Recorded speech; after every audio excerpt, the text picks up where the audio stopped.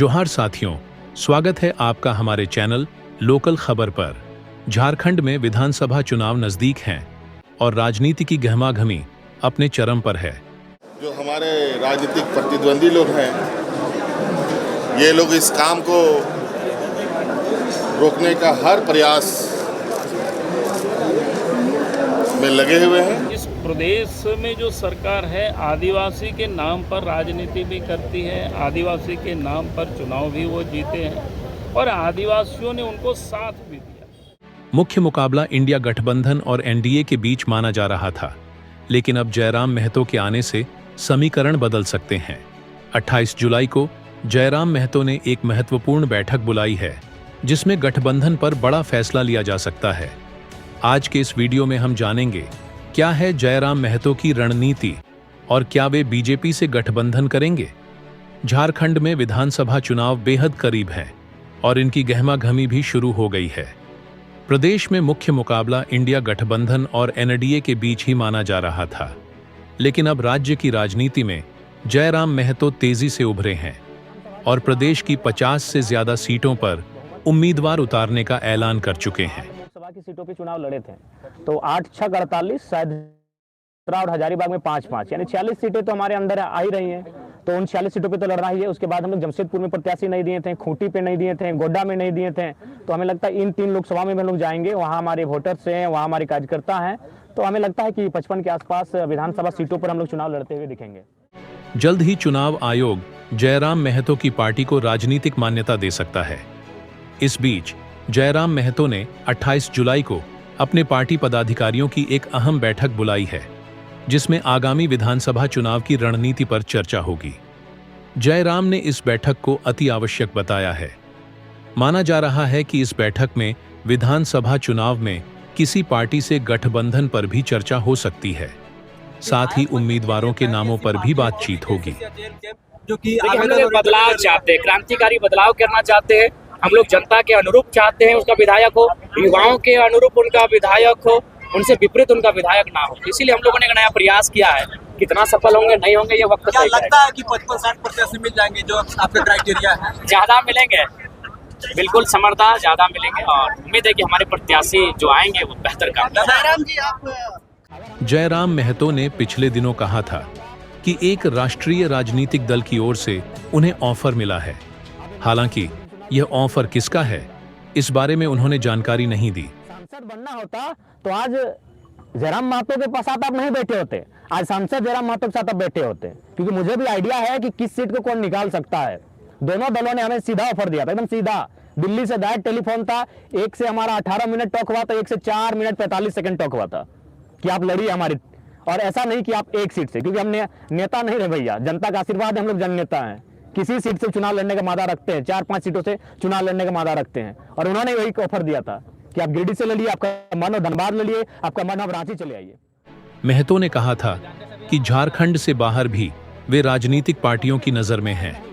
यदि वह चाहे तो लोग उन्हें ले जाने के लिए राजधानी रांची तक फूल बिछा देंगे। ज्यादा सीटें आई तो लोग उन्हें डिप्टी सीएम भी बना देंगे। मायने हैं कि 5-7 सीटें भी सरकार में रहने के लिए मिल जाएंगी और मंत्री पद भी मिल सकता है। इसके बाद जयराम महतो ने सिल्ली विधानसभा क्षेत्र में भी कहा कि एक राजनीतिक दल के संगठन महामंत्री की तरफ से उन्हें 7-8 सीटों पर चुनाव लड़ने का ऑफर दिया गया है। इसके एवज में चुनाव प्रचार के लिए हेलीकॉप्टर और दूसरे खर्चे उठाने का भरोसा भी दिलाया गया है। चुनाव में जीत मिलने पर 2 विधायकों को मंत्री पद का ऑफर भी है। महतो ने ऑफर देने वाले राजनीतिक दल का खुलासा नहीं किया। अगर राजनीति करने आए होते आराम से हमें अभी भी 7 सीटों का ऑफर है, विधानसभा में भी 7 सीटों का ऑफर है, दर्जनों बार फोन आ चुका है। आराम से हम लोग 7 को बढ़िया लड़का को ले लेंगे और खुद जाएंगे किसी के पाले में। कहीं ये नियति की मांग है, नहीं तो 2 साल पहले हमें कोई जानता नहीं था। लेकिन संगठन महामंत्री जैसा पद कांग्रेस, जेएमएम या आजसू में नहीं होता, लिहाजा संदेह बीजेपी की तरफ जाता है। हालांकि बीजेपी की ओर से भी खुले रूप में जयराम महतो का जिक्र कभी नहीं किया गया है। जयराम महतो लगातार अपनी सभाओं में कहते रहे हैं कि झारखंड की हालत काफी दयनीय है। अलग राज्य बनने के बाद भी झारखंड के युवाओं के लिए कोई नीति नहीं बन पाई है। हमारे जल, जंगल और जमीन बाहरी कंपनियां आकर ले लेती हैं और हमारे युवाओं को तमिलनाडु और महाराष्ट्र के शहरों में पेट की आग बुझाने के लिए जाना पड़ता है।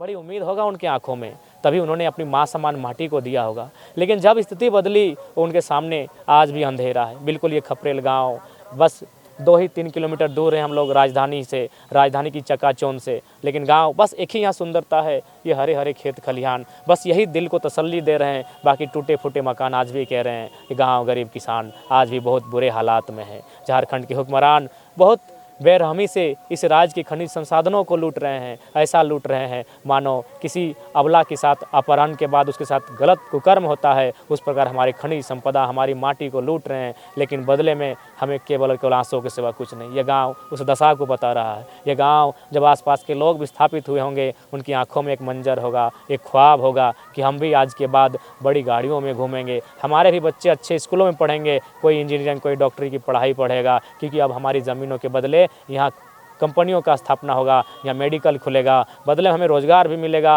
और ज़मीनों के बदले उचित मुआवजा भी मिलेगा। लेकिन औने पौने दाम में सरकार के माध्यम से डरा धमकाकर चंद दबंगों के माध्यम से गोटी सेट करते हुए आज उनके लिए केवल आंसू, बेबसी और दर्द भरी दास्तां आज चीख चीख कर ये गाँव कह रहे हैं। बस रिपीट करेंगे, यह गाँव में एक ही चीज़ है जो तसल्ली दे रही है। इनके चेहरे पर उम्मीद, इनके चेहरे पर एक छोटी सी मुस्कान जो बता रही है कि हाँ, भले आज हम प्रताड़ित हैं, आज हम दुखी हैं, लेकिन एक नया सवेरा होगा। उस सवेरे को लाने के लिए ये लोग संघर्ष कर रहे हैं, ये लोग समझ रहे हैं, ये लोग संघर्ष कर रहे हैं। और बस थोड़ी सी हरी हरी खेत खलिहान, ये हमारे धान के खेत आनंदित कर रहे हैं। बाकी इस गांव में खपरेल छत, खपरेल घर आज भी बता रहे हैं विकास से कोसों दूर है। राजधानी की आवाज़ यहाँ तक आ रही है, यहाँ से कोई चिल्लाएगा तो राजधानी पहुँचेगी, लेकिन दुर्भाग्य विकास की किरण आज तक इस गांव में ठीक से पहुँच नहीं पाई। आज भी ये अच्छे रोज़गार से महरूम है, आज भी अच्छे पानी, अच्छी शिक्षा, अच्छे स्वास्थ्य से महरूम है। और कहीं ना कहीं इसकी रिस्पॉन्सिबिलिटी